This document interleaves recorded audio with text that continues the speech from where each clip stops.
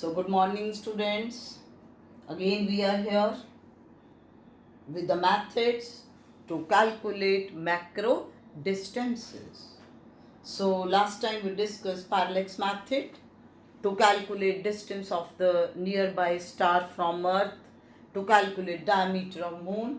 Now, today we are discussing reflection method, which is also known as echo method. Now, what is the meaning of echo? आवाज का गूंजना. It is the repetition of sound due to reflection of original sound by a large and hard obstacle.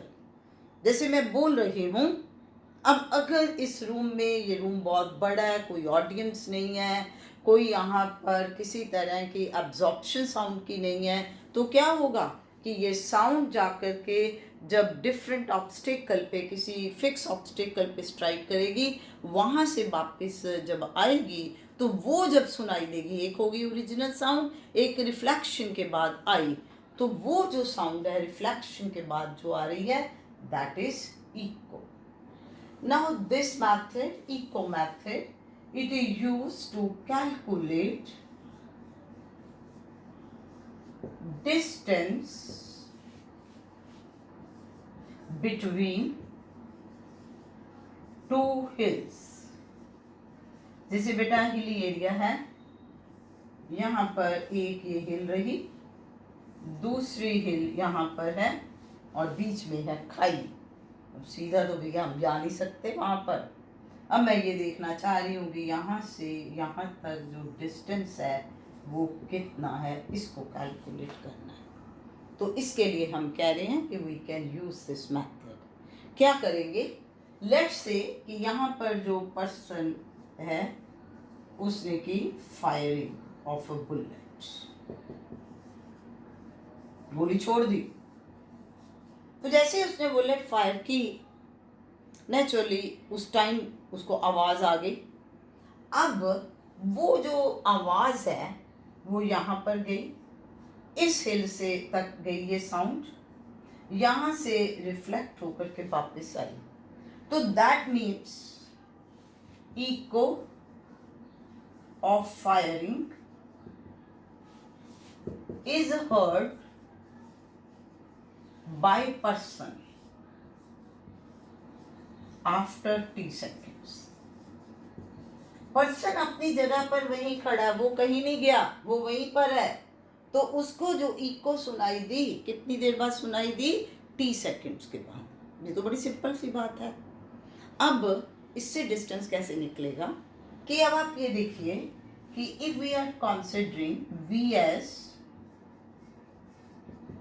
velocity of sound waves. So what will be the distance traveled by the sound waves during t seconds? It is v into t. अब उसने कितना distance cover किया? पहले एक हिल से दूसरे हिल तक गई, फिर वहां से रिटर्न बैक हुई. सो इसका मतलब distance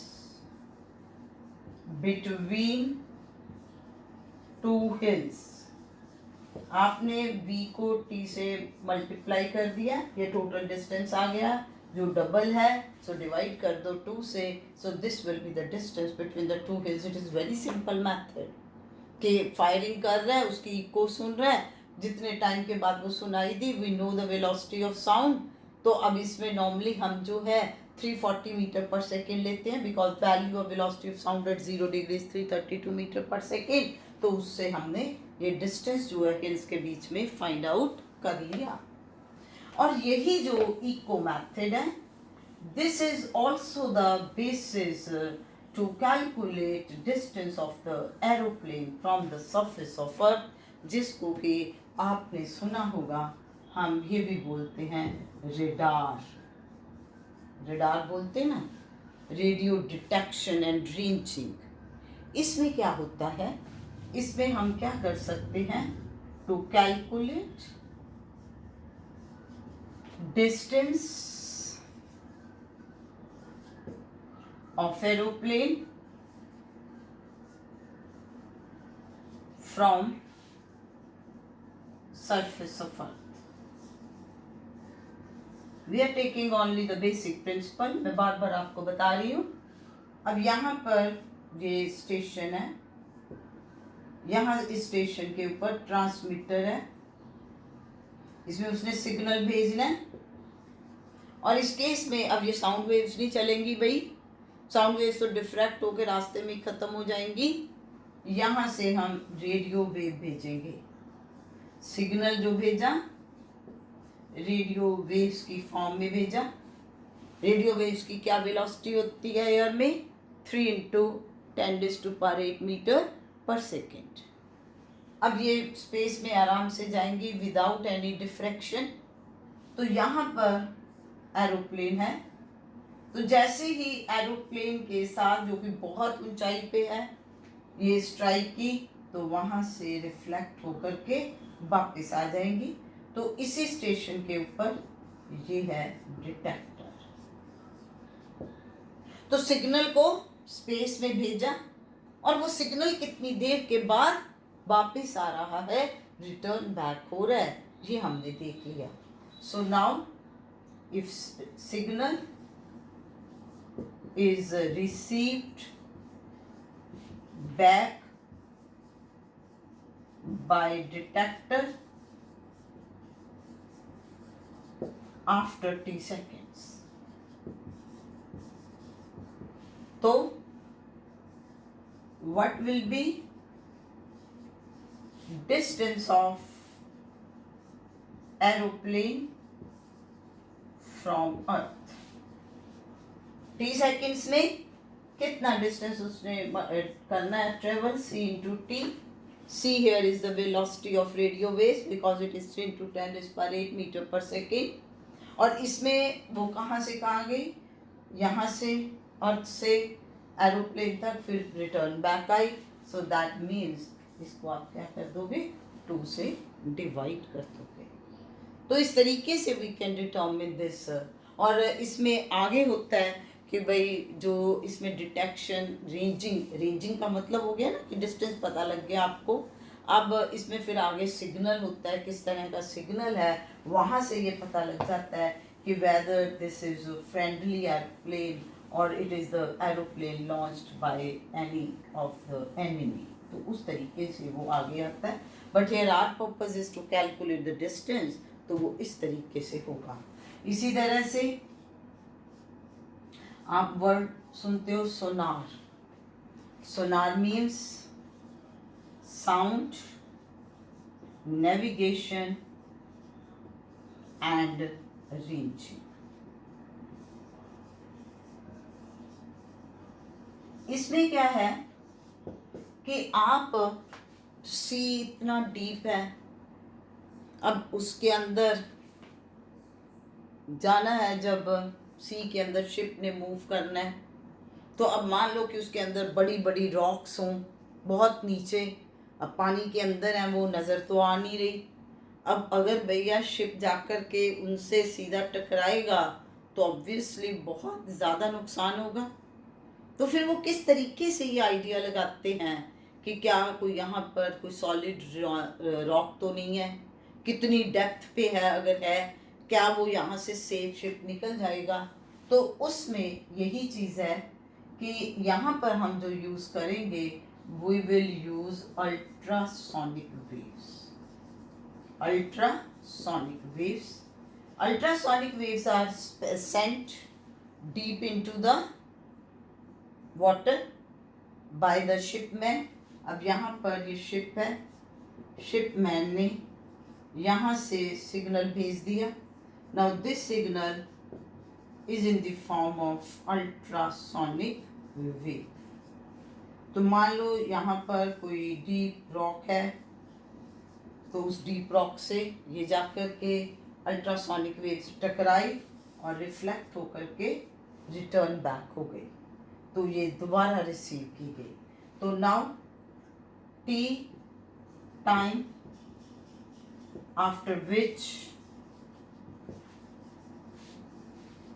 ultrasonic waves are received back ठीक है, तो फिर what will be distance of ship from rock?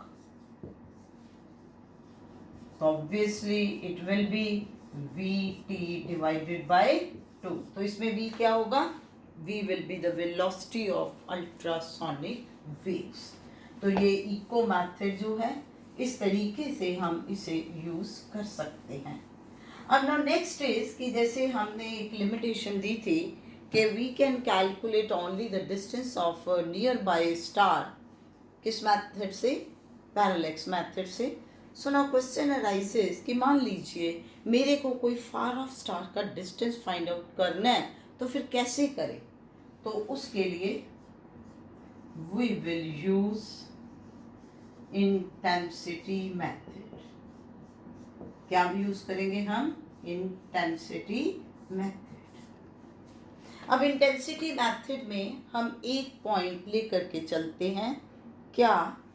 कि illumination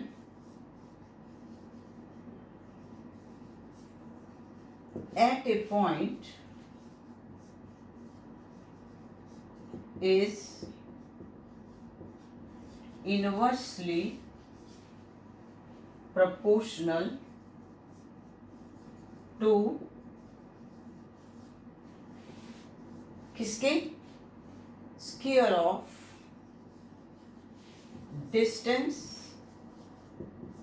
So illumination at a point is inversely proportional to square of the distance of the point from source of light.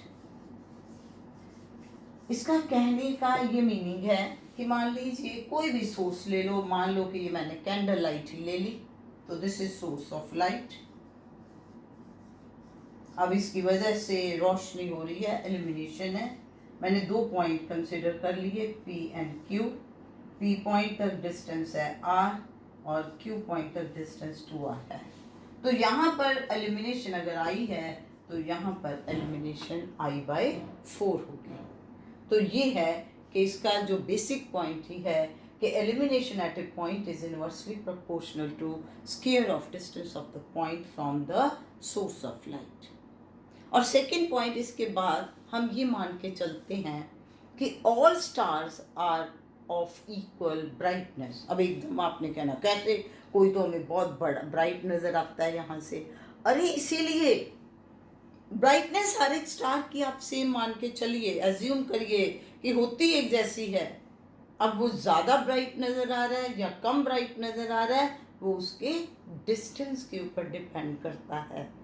अब अगर मान लीजिए यहाँ से एक स्टार जो है 2 एस्ट्रोनॉमिकल यूनिट के डिस्टेंस पे है और दूसरा 3 एस्ट्रोनॉमिकल यूनिट के डिस्टेंस पे है, तो ब्राइटनेस हमें यहाँ से कैसे उनकी एक जैसी नज़र आएगी?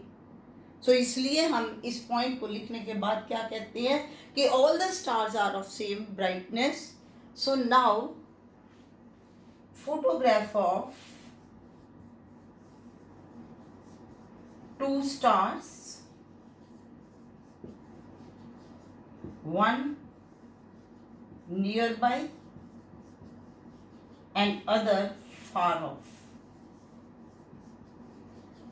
These are taken. 2 स्टार्स की फोटोग्राफ लेनी है, एक जो नियर बाय है, एक जो फार ऑफ है. Their intensities are compared. Photograph लेके उसको आप अच्छी तरह से जब कंपेयर करोगे उनकी इंटेंसिटीज, तो आपके पास क्या आएगा? I1/I2 is R2 square by R1 square. अब I1 you take intensity of nearby star,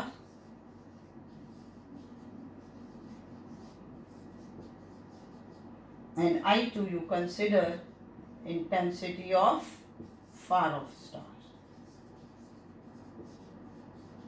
अब R1 जो है that is the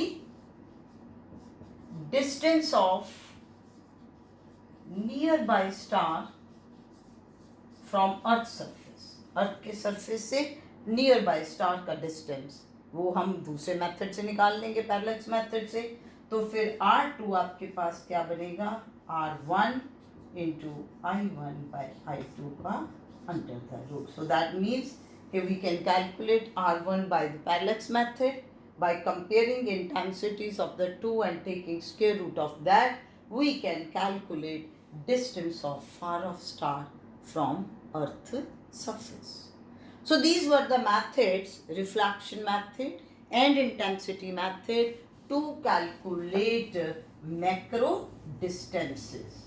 Now we come that if we want to calculate micro distance means very small distance, means you want to calculate size of the atom. एक atom के size को find out करना है, तो उसके लिए क्या ये मेथड्स चलेंगे? नहीं। तो वहाँ पर हम यूज करते हैं एवोगैड्रोस हाइपोथेसिस। एवोगैड्रोस हाइपोथेसिस इसमें क्या कहता है वो, total volume occupied by atoms of 1 gram of substance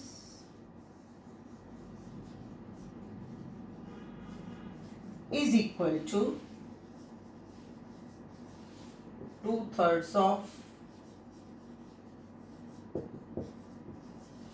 volume occupied by 1 gram of substance itself. अब बाकी तो सब कुछ बाद में है, पहले इसका मतलब समझो। एक जार ले लो, ठीक है? उस जार में बेटे कांचे नहीं होते थे पहले, बॉल्स छोटी छोटी, है ना, छोटी छोटी बॉल्स स्फेरिकल शेप की, ऐसे ऐसे उनको डालोगे, ऐसे डलेंगे, बिल्कुल पैक कर देनी है। अरे बिल्कुल पैक भी कर दोगे तो भी ये देखो बीच में ये एक सफियर है, ये दूसरा सफियर है, ये तीसरा सफियर है, ये चौथा सफियर है, ये देखो गैप आ गया कि नहीं आ गया, ये पांचवा सफियर है, ये छठा है, तो बेटा बीच में फिर भी गैप आएगा। अब छोटी छोटी सफेरिकल चीज कोई भी बॉल्स लेके डाल के देखो, तो ये जो गैप है ये क्या है? इसीलिए वो ये कह रहा है कि अगर मान लो कि कंटेनर का अपना वॉल्यूम V है, तो उसमें एक्चुअल प्रैक्टिस में जो एटम्स हैं उन्होंने कितना वॉल्यूम ऑक्यूपाई किया, that will be 2/3V।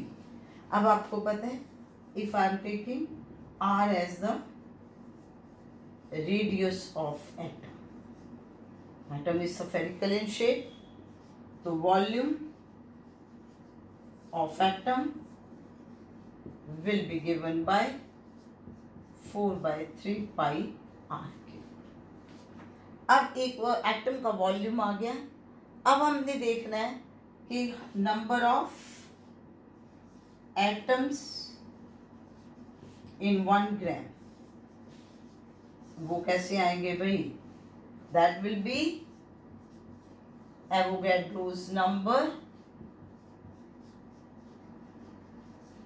Divided by atomic weight या मॉलिक्यूलर वेट, जो भी आप लिखते हो, N/m। अरे आप ये कह रहे हो कि अगर मान लीजिए कि if I am taking this hydrogen, मैंने उसका मॉलिक्यूलर वेट 2 ले लिया, ठीक है, तो आपके पास क्या बनेगा कि 2 ग्राम में कितने हैं एटम्स? 6.023 × 10⁻23। तो आप एक का इस तरीके से निकाल लोगे। सो अब इतने एटम्स हो गए और एक का वॉल्यूम है, so now total volume occupied by atoms of 1 gram क्या बनेगा? Total number of atoms multiplied by the volume of 1 atom. अब आप इस पे उसके बाद ले लीजिए V, total volume occupied by 1 ग्राम जो भी सब्सटेंस आपने लिया, तो then according to Avogadro's hypothesis, n by m into 4 by 3 pi r cube is equal to 2 by 3 v. 3 से 3 कैंसिल हो गया, ये 2 कैंसिल हो गया. आपके पास अब ये 2 pi r cube is equal to v m by n. ये एम बाई एन इधर जाके हो गया, तो आर क्यूब आपके पास बन गया V M upon 2 pi N. तो R the size will be V M upon 2 pi N cube का रूट, क्यूब रूट. इसमें v क्या है? Total volume occupied by 1 gram. m is its molecular weight or atomic weight, n is Avogadro's number. All these things are known to you, so you can calculate size of the atom. So these were all the methods by which various methods to measure length or you can say distance. तो हमने इसमें जो first आपके physical quantity है distance, उसका meaning discuss कर लिया और किस किस तरीके से हम उसे मेजर कर सकते हैं ये डिस्कस कर लिया. Now next lecture we will discuss about time and mass. Thank you.